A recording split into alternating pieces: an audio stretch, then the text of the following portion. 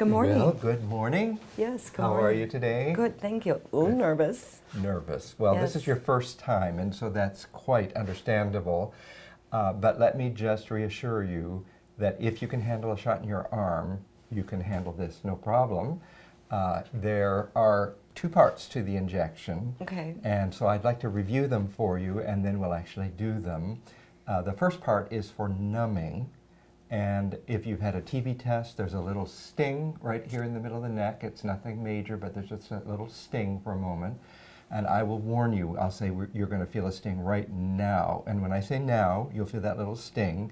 And then I'll say, and you're going to cough right now, just a moment later.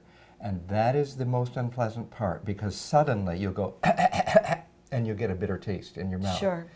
Now, we can do this injection without that second coughing kind of thing, but the reason we tend to do that here is that if we do that interior kind of numbing, then we find that our consistency is better. So we get more consistent injections, one after the other after the other. Sure. So that's why we do that.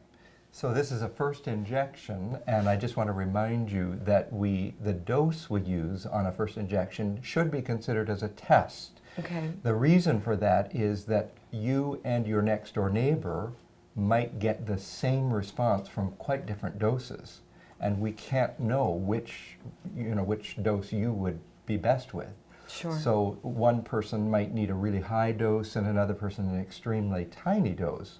So what we do is we pick a dose that's at the low end of a typical kind of patient. Okay. So there's like a bell-shaped curve. Are you familiar with that Sure. idea? Yes. Well, we go to the low end of the major group of people.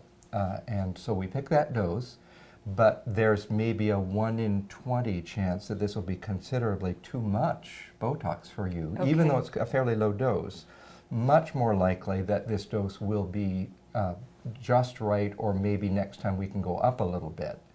But we find that people can handle a dose that gives them benefit and gives them the idea of what they're going to get out of Botox, True. but doesn't last terribly long. That's easier to take than a first injection where you whisper for a month. That's much harder for people to deal with. Sure. So we're going to go on the low end. That sounds good. As a test. Well, let's get back to the injection, and I guess we're going to talk a little about the what to expect after the injection. Remember that there's a possibility this will be a little too strong for you, a little too weak for you, but the typical outcome that we would like to aim for is that after the injection, not much happens for 24 to 48 hours. So you don't notice much of any difference. True. Then about end of this first day into the second day, a lot of people begin to say, my voice is getting a little better. The day after that, it's like, it's definitely getting better. And then it may begin to get a little weak, and it's like, stop the train. Wait a minute, I liked the voice better yesterday. Well, that's because the medication is taking effect day by day by day in the first 5 days or so. So if I could mimic, if I had SD and this were my voice, and I get an injection, on the second day, it might begin to kind of relax like this. You hear it's getting a little better. Mm-hmm. On the third day, it might be, wow, I love this voice. On the fourth day, it might start to get a little bit weak and breathy. On the fifth day, it might get like that. And in some people, there's a little pitch break up into a high-pitched voice. That would mean the dose is a little too high. Okay. So we want to go through that cycle of initial weakness, and we don't want so much weakness that the weakness itself now becomes a second voice problem. We don't want to replace spasmodic dysphonia with this kind of frustrating weakness. We want you to notice that something happened. There is some weakness, but it has to be functional.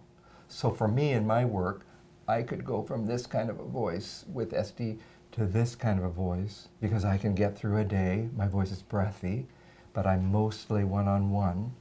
But if you took me down to that kind of a voice, that wouldn't work for me. That Okay. would mean the dose is too high. Okay. And that would become a frustration. Mm-hmm. I would start thinking, I don't want to do Botox because I can't stand that first week or two.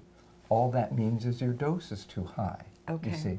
So that's why we have to communicate as we go along, and we're going to talk about your initial side effects each time so that we know, do we need to adjust to make it better for you?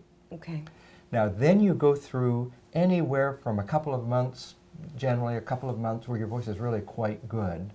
And then as you're getting to maybe 2.5 months from the injection, you'll begin to notice the occasional grab like that.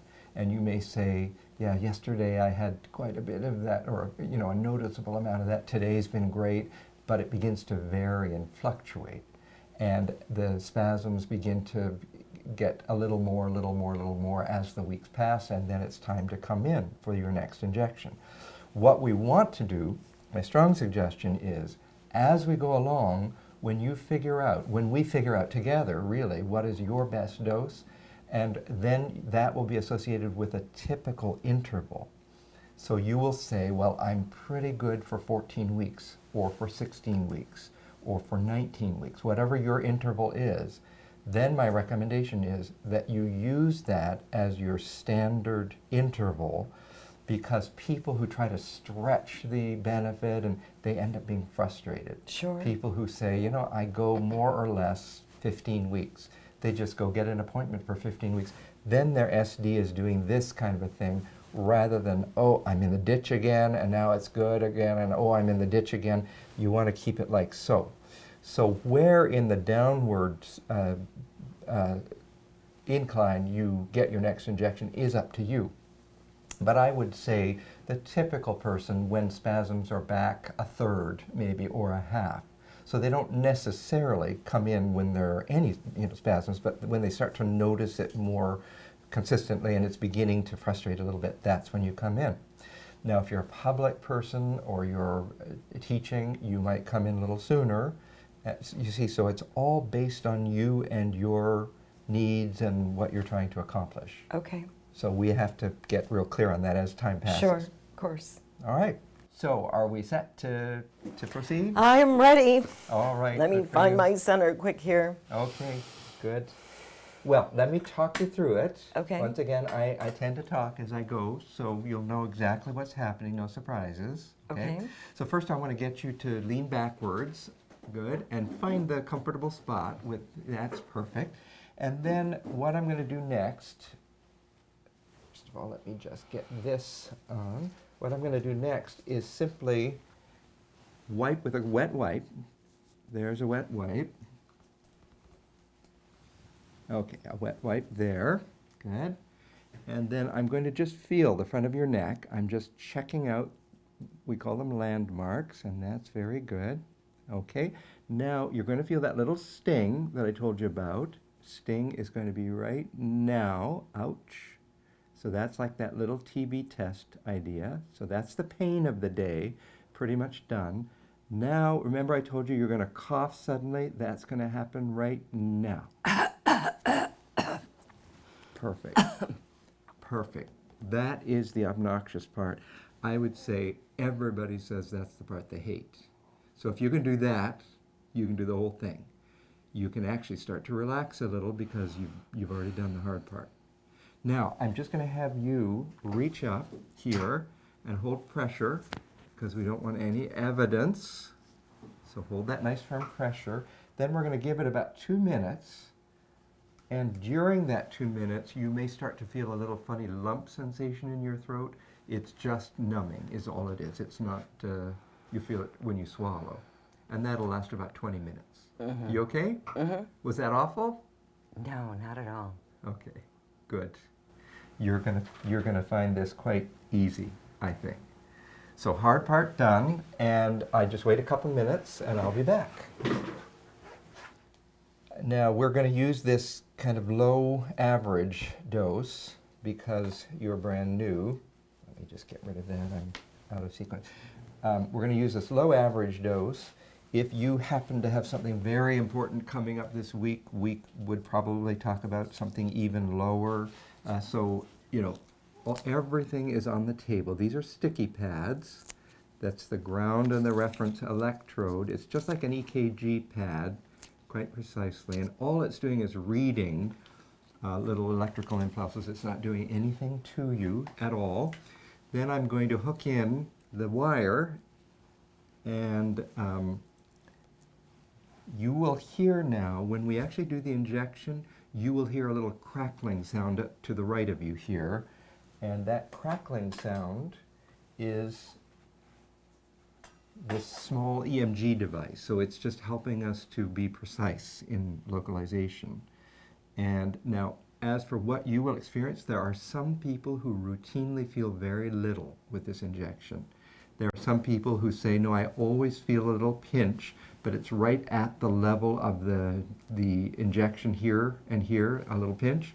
There are some people who say, I feel a faint cramping sensation, like a little tiny muscle is cramping. And so if you have any of those sensations, it doesn't mean anything wrong is happening. Once in a while, we have people who have some referred sensation. They'll say there's kind of a sensation going up to the angle of the jaw, or sometimes even to the ear. So no worries if that happens. That's just your wiring, and people are different. Now, I'm going to turn on this little device, and you'll hear a little noise, and then I'm going to wipe again, and then you will hear that little noise.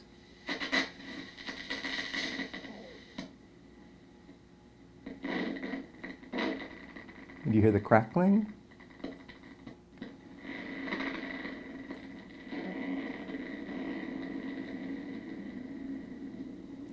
Okay, there's one side done. That was a good one. Now we're going to just go to the other side.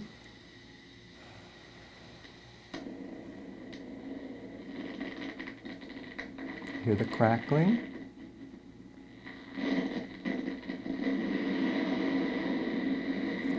Now what I'm doing is I move the needle a tiny bit. Good job, we're done. You okay?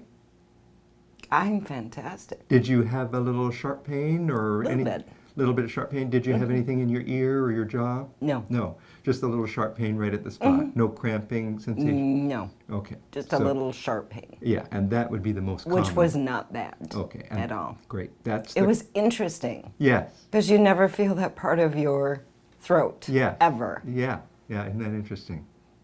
Well, you responded as the majority of people do. I just warn you about those other sensations because people get a little worried if they have one of those others.